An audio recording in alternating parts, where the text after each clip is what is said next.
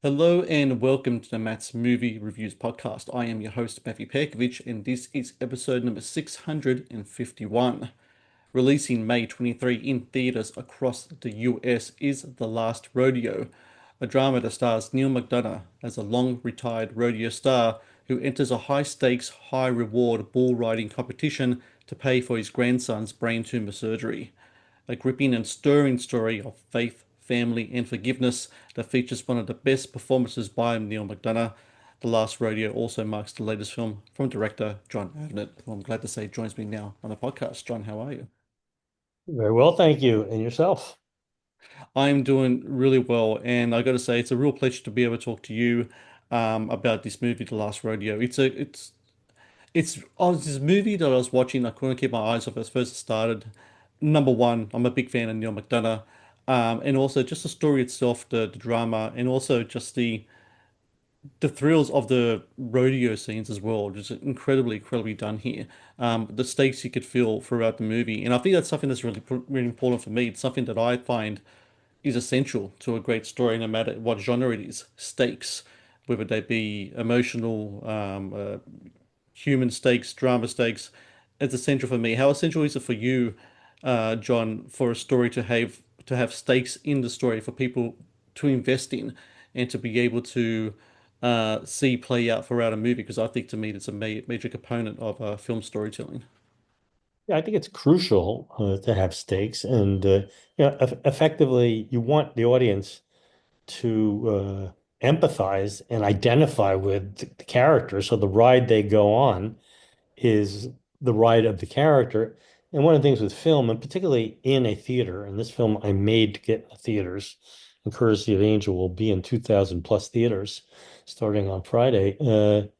Is that you share that experience and you sort of lose yourself if the filmmaker does a good job, Mm. and you get lost in it. And so the higher the stakes, if they're both authentic and they have a kind of emotional verisimilitude, they feel real. Nothing's real on a film, but if they feel real, then you go with it, and you're sort of suspended for however long the film runs and however long you're invested in it. And that's what I love. And that's what I like to do for an audience. And this particular film, the script that Neil and Derek Presley handed me and said, make it your own. And then I rewrote it. It had, the rodeo element, which I knew nothing about, but found fascinating and I love to learn about it. And then you had these really basic human stories about a father and a daughter, about a guy who lost his wife, who he loved very much, and grieved and grieved and grieved. And in the process, he built a silo for himself and he hurt all the people who loved him. Michael T. Williamson, who plays Charlie, his daughter, Sarah Jones, plays Sally. I mean, he just hurt them and hurt them and hurt them. And ultimately, it was an act of selfishness. And how do you undo that? How do you mourn well? How do you get over it? These are questions I don't purport to answer. But in a film, if it's working, you get to experience them and maybe ask yourself the same questions. And what I've always wanted to do when I've had the opportunity to do films, if possible, to leave an audience feeling differently about the world they live in when they leave the Mm. theater. Speaking of that world, the rodeo world, myself as a suburban guy here in Sydney, Australia, totally removed from it. We do have a certain aspect of that within our own country communities here in Australia. You yourself, born and raised in Brooklyn, I mean, your production company, Brooklyn Films, right? So as far away as the Tulsa kind of environment that you can imagine in this movie. What's the first step for you to kind of step into that world and kind of immerse yourself in the culture and the not only that, but also the kind of the rules and regulations of what it is to be a rodeo rider. So many aspects in that I haven't seen before in a movie. The chalk on the rope, the lingo, all that kind of stuff. What was that first step for you to be able to immerse yourself in that world and kind of understand where these characters are coming from? Well, that's the fun and humbling part of what I get to do, which is I get to be a professional student. Now, I'm pretty old, and so Mm. I've been doing this for a while, and I really have learned how to learn. So it was challenging, as I said, humbling.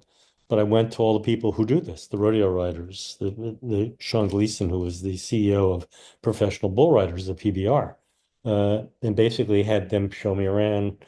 And I learned and I learned and I learned, and I used their expertise to tell me when I was wrong and to enlighten me and teach me. And then I also needed Neal and I needed Michael T. and I needed everybody who was in the film to understand the world as well. So it was quite a bit of learning, and it didn't happen overnight. But it's exciting. And what I want is for the professionals to look at it and say, this is real. Hmm. A really meaningful compliment. And when we screened at the USA Film Festival, they were kind enough to give me a Career Achievement Award down there, and we screened the film. And Sean and his wife Candace were there, and they saw the film, and they were very moved. They were crying, they were laughing. And afterwards, Sean said, "This is my new favorite film." And I said, "Did I get it right?" He said, "Absolutely." And I thought, okay, good, because that's the bar I want to exceed, if you will. And then for the audience, you can feel the authenticism. So if you're like me, where you knew nothing about it, which is often the case in most of the films that I do, uh, you feel that it seems real. Well, I have real bull riders. I've got the guys who open the gate. I got the guys on the horse. I got the bullfighters. They're all real. So that makes it easier. And then the question and the really challenging thing is, could I shoot the bull riding in a way that was authentic and both had never been done? Meaning it was more Hmm. exciting. And that was really challenging. It was very exciting. And I think what we came up with is good, is quite good. And the PBR folks have been very, very complimentary. And part of that was the design and how I set out to do it. And a lot of it was the editing of Tom Cosentino, who happens to be my son-in-law, who I can never get to hire because he's always working for Seth MacFarlane. Uh, and he did such a good job with it. And it's really quite remarkable. And then the sound work, I think, also helps quite a bit. So I was very pleased with the result on film and even more pleased with the result from the professional bull riders. They were very, very complimentary. The Matt's Movie Reviews YouTube channel is brought to you by TeePublic. TeePublic is the world's largest marketplace for independent creators to sell their work on the highest quality merchandise. With over 1.2 million designs, TeePublic is sure to have something you love. What's great about that editing, especially with the bull riding scenes, is that the whole thing about the 8 seconds, the radio riders had to stay on the bull for 8 seconds. In one term, 8 seconds is nothing. It's like, by the time I finish your sentence, that's long gone past. But during that time when you're on the bull, 8 seconds can be, life and death right there. And I really love the way you kind of tap into that, the emotion and again the stakes of that. Um, how long does it take to kind of tweak the editing for that to make sure that that definitely comes across that here we have 8 seconds, maybe nothing for you, for these men on these bulls, it's probably the last 8 seconds they might have remaining on this world. It's a very kind of again high risk, high reward, high stakes kind of aspect there. But it is all those. I think the first thing I realized was the anticipation was really critical to making the ride work. So I wanted to take advantage of that and use that tension and that buildup to make it something that by the time the gate opened, you felt a little bit like the bull riders. Because what are they doing? They're waiting their turn. They're working with their ropes. They're putting the rosin on the ropes. They're stretching, they're trying to deal with all the injuries they probably have. So that was number one. Number two, we had seven principal rides. We had a lot more than that that's in the film. And they all had to, in effect, mean something and mean something different. And, it's very hard to talk about that because by nature, it sounds kind of pretentious. But the rides are different, and that was something that Tom and I set out to do and was tricky, to figure out how do you do that. And if some of them are much longer than 8 seconds and some of them are 8 seconds. So again, part of that was going into the subjective, the goal of which was to sort of, if you're watching it, almost go, you know, Mm. I think people watch this stuff. It's like they forget to breathe for 8, 10, 12, 15, 20 seconds. I mean, they're just going, Yes. and it's so kind of amazing to watch. And and then the other thing with that was, the basic grammar of film is a close-up. And, it's one of the wonderful things about film. You can see a face really big on a 40-foot, 50-foot screen, whatever, or even on your computer, although I like it better on the big screen. Uh, and how do you shoot those? And one of the things that Sean had said to me, Sean Gleason, is that he was never happy with any of the close-ups he saw in bull riding movies. And I went, oh, interesting. How am I going to make him happy? And Mm. and I, of course, came up with nothing and was really desperately trying to figure out how do you do it? Because it's not just seeing it, it's capturing it. And that's a different thing. One's recording and one is cinematic and makes something very visceral. And so as I was running around working with Neal and trying to figure out who was going to do what and the stunt people, I was working with this guy who was our stunt coordinator and one of the stunt riders, and I had him get on a bull machine. And as he was doing it, I was watching it, and then I took out my iPhone and I started moving the camera around and, trying to see what I saw. And then I realized that the key may be not what you see, but what you don't see, Mm. that it makes you want to see more. So in effect, it was like the camera moving to see or not to see, not to steal a bad pun from William Shakespeare, but you want to see, but you don't have to see for 3 seconds. You may only see for, a quarter of a second, a half a second. You may see for longer in a slow-mo shot. But those varieties really gave the film something special in terms of making it a visceral experience. Where in the best of all worlds, you feel like, you're one of the loved ones watching someone ride a bull that's in your family, and you're going, oh God. And then the other thing, I was very interested in what you were talking about, which was the 8 seconds. Yep. And, that's why I wrote that scene, with the Gisa and Sarah Jones, where they're waiting for an operation to end. And if you've ever been in a hospital waiting for a surgery to end, it feels like it goes on forever, whether it's 8 hours, 8 minutes, because you're so concerned about whether it will work and Mm. it's life and death, again, high stakes. And when she's talking about that, and she's talking about things that are kind of whimsical, these were sort of my riffs on time. What it feels like when you're in a classroom, when you're a kid, you're waiting for the clock to hit 3 o'clock or whenever you get out. It seems like it's endless.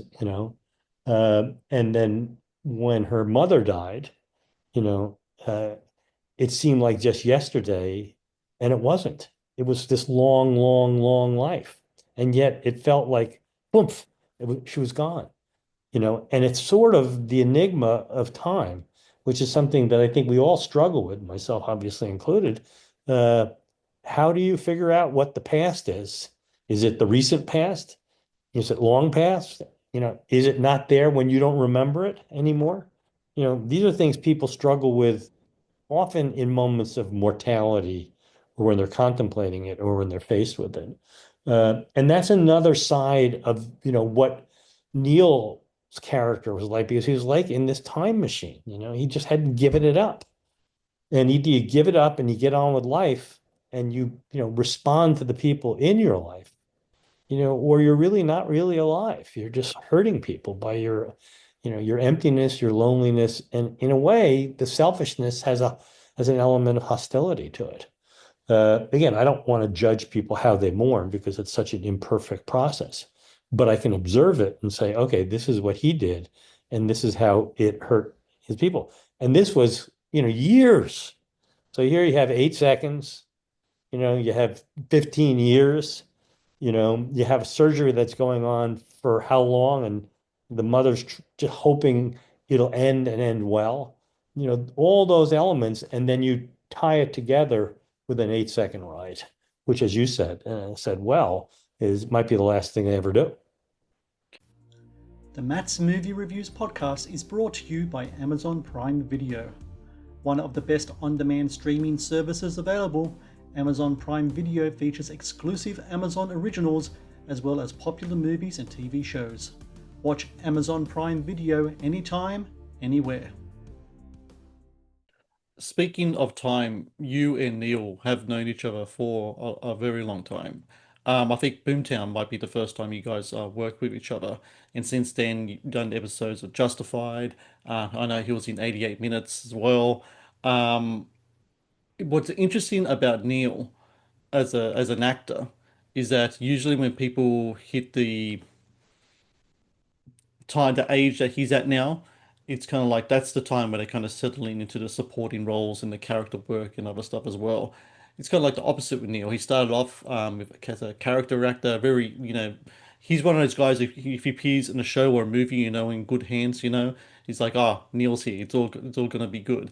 But now he's carved out a career as a leading man as he's gotten older in age. And I think there's a number of reasons for that. Number one is authenticity of him as a person. I think people kind of trust him as a person, as an authentic person, but also just the work that he puts in as well. Like I said, if I know Neil's in the movie, I want to watch it because I know he's in it and I can trust the materials there.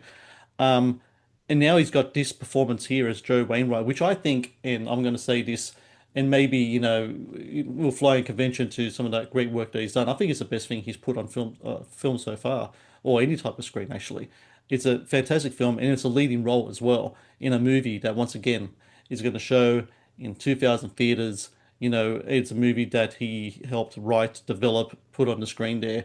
And I think what's great about that is, number one, it's a movie where the stakes are about, regular people. I mean, the character of Joe Wainwright in many ways is exceptional, but he's just a regular guy. He's a family man. He's a man who, has a skill and he's trying to develop it. And he's a man who also is very salt of the earth. And number two, I just think it's great that you can have a movie like this playing in cinemas because I think unfortunately uh, the cinema landscape has kind of turned its back on these kind of stories, and these are the type of stories that made cinema in the first place. These are the salt of the earth. These are the stories of cinema is built on the back of in my opinion the stories of Elia Kazan, the stories of those kind of characters, of those actors, and or the westerns of John Ford and those kind of the actors that come with that. And for Neil to be able to, number one, being the leading man and put in such a great performance in a great written part in this film, I think is just exceptional. I think it's just great. I imagine on your end as well, it's great to be able to see someone you've collaborated and know for so long really getting his flowers uh, late in his career and do so with great material as well. Well, I feel pretty much identical to what you just said. I've known Neil, we've had a very exceptional collaboration. It's very easy in many ways because he does so much homework. By the way, I'd worked with Michael T, who was also in Boomtown and Justified, Yes. a couple times, and I've worked with Sarah Jones a number of times. She was in Justified as well. Uh, and I like obviously working with actors who I've worked with because there's a shorthand. But with Neil here, he owned this material. From the first time we talked about it, I looked at it, when you said make it your own, it was a very wise thing for him to say because I can't fake it as a director.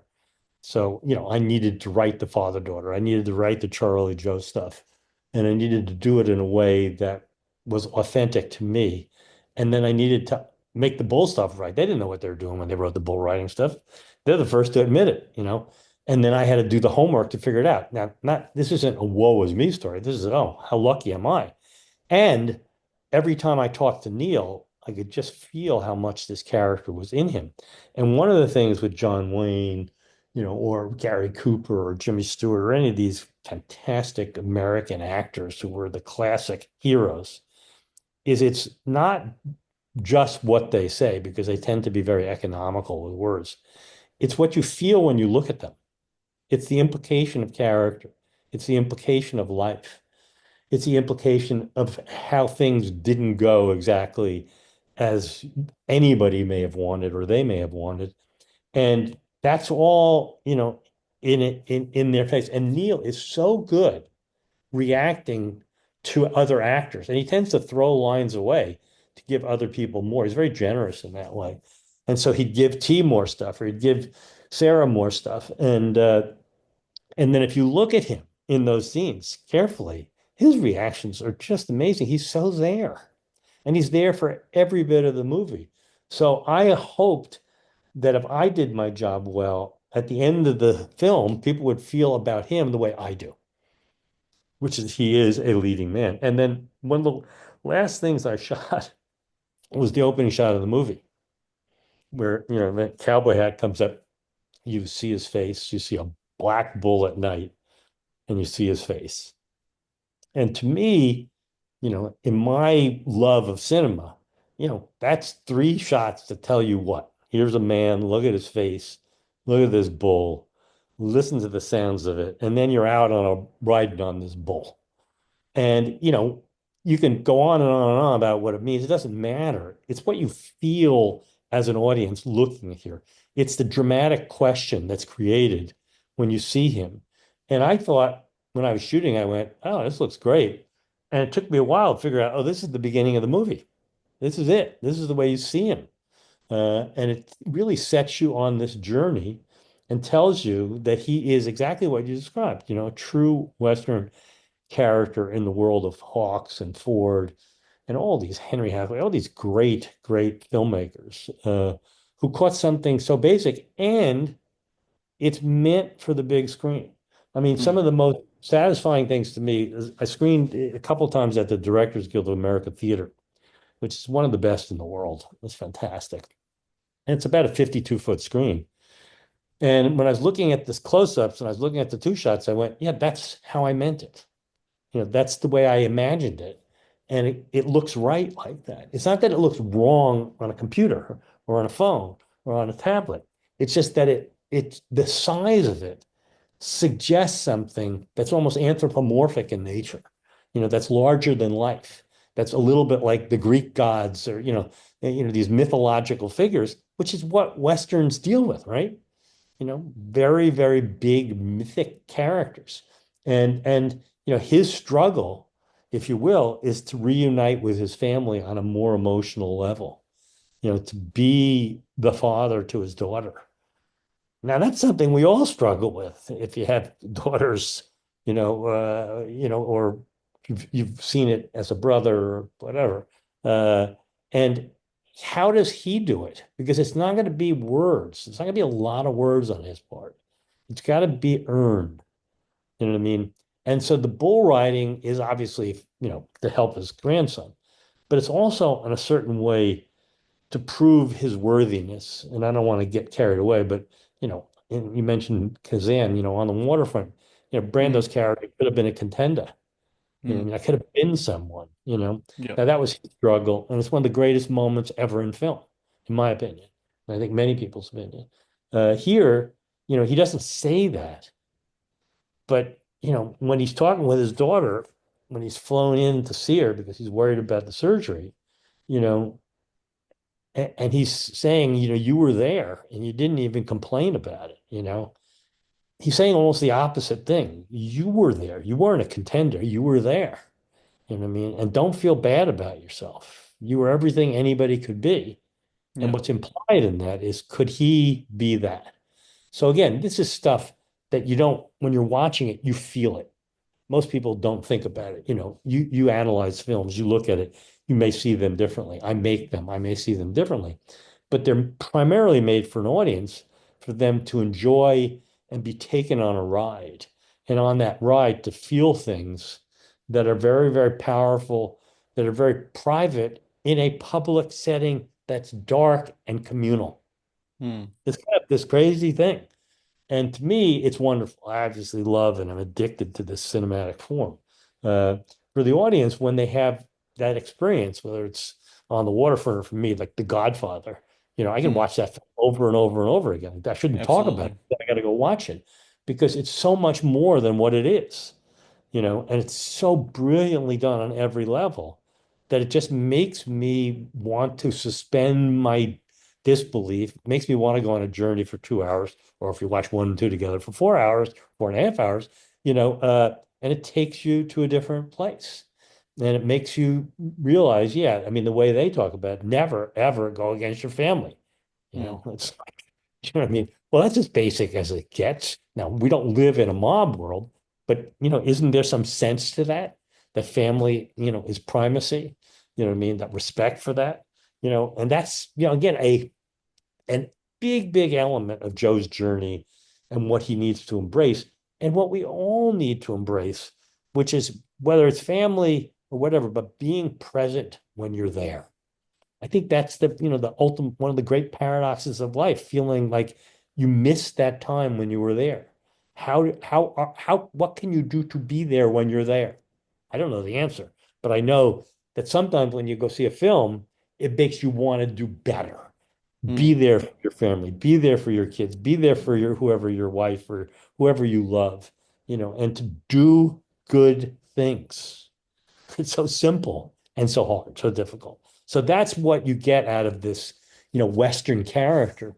And I think in many ways, Neal could never have done this when he was 25.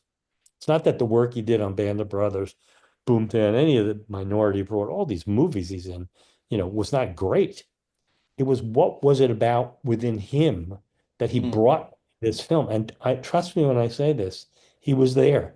And a lot of what I do when I direct Neal is do nothing or very little. And sometimes I don't even say anything, and he can hear what I'm saying. He'll walk over to me if I haven't said something and say, "Oh, I got it." And then he does it, and it's what I'm thinking. And that's not unique to me as a director. It happens with other actors. It's happened with me with other actors, but it doesn't happen all the time. And the power of it is what his love for his family, his Mm. love, his faith, his love of God. You know what I mean? These are all elements that are in that, and they're just boiled down to a reaction, to a feeling. And that's to me what, you get when you have a leading role and the role and the actor, are perfect for one another. So for everyone out there listening, May 23, The Last Rodeo. Watch it in theaters, people. We have to support independent film. We have to go to the cinema, watch movies like this, and make sure we get more of them in the theaters. And look, it's going to take you less than 8 seconds to buy that ticket, but you're going to enjoy the ride afterwards. And I just want to say, Jon Avnet, I thank you so very much for your time today. Congratulations with the film. Please pass on my congratulations to Neal and Derek and the rest of the cast and crew as well. And best of luck with the upcoming release. I think you guys really have a winner here. So congrats to you. Thank you so much. I appreciate it and enjoyed this, by the way, very much. Thank you for watching the Matt's Movie Reviews channel. Please subscribe for more reviews, podcast interviews, and exclusive content.